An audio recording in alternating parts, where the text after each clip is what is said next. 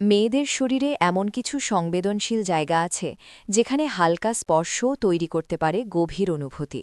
কিন্তু বেশিরভাগ সময়ে ফোরপ্লে সীমাবদ্ধ থাকে শুধু কিস, ব্রেস্ট বা নিপলস পর্যন্ত, ফলে বিষয়টা হয়ে ওঠে একঘেয়ে।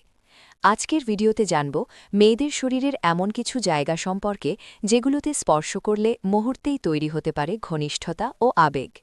ঘাড়ের পিছনের অংশ। প্রথমেই আছে ঘাড়ের পিছনের অংশ। এটি মেয়েদের শরীরের অন্যতম সংবেদনশীল এলাকা। সঙ্গিনীর চুল আলতো করে সরিয়ে ঘাড়ে হালকা স্পর্শ করুন। ধীরে ধীরে কাছে যান, নরমভাবে কেস করুন। এই ছোট্ট মুহূর্তগুলোই তৈরি করতে পারে গভীর আবেগপূর্ণ পরিবেশ। কান।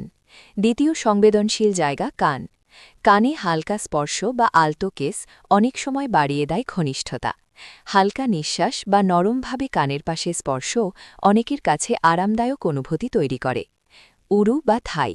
তৃতীয় জায়গা হল উরু বা থাই।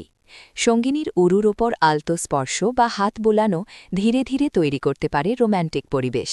ধীরে ধীরে সময় নিয়ে এগোনোই এখানে সবচেয়ে গুরুত্বপূর্ণ। হাতের তালু ও পায়ের পাতা। অনেকেই অবাক হবেন, হাতের তালু ও পায়ের পাতাও হতে পারে সংবেদনশীল জায়গা।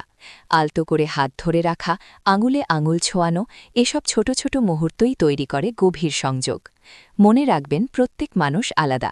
সবচেয়ে গুরুত্বপূর্ণ হল সম্মতি, সম্মান এবং ভালোবাসা। ধীরে ধীরে সময় নিয়ে একে অপরের অনুভূতিকে গুরুত্ব দিয়েই তৈরি হয় সুন্দর সম্পর্ক।